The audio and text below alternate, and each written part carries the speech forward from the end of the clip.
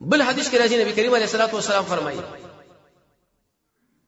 وچا چې اهتمام وکړي نه قیام د رمضان وکړي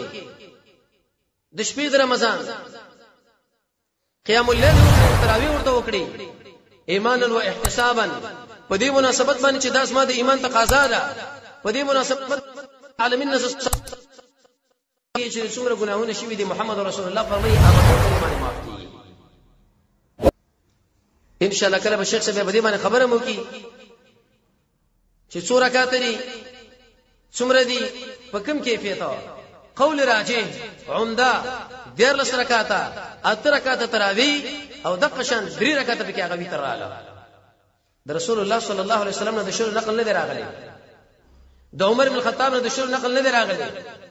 د عمر بن الخطاب نه څوک دا خبر ثابت نه کی چې هغه چاله امر د شروع کړي دی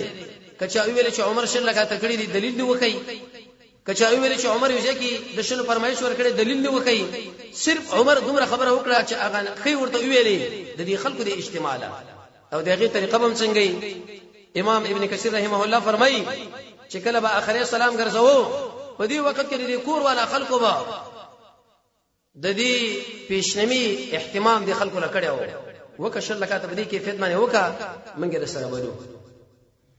دیر شم راغلی شپېتو پورې راغلی دي خو لیکن په دې ټولو کې عمده په دې ټولو کې فسن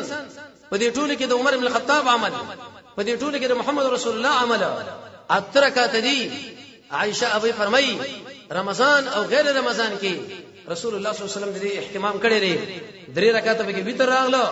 او 8 رکعات به کې تراویح را لې په هغه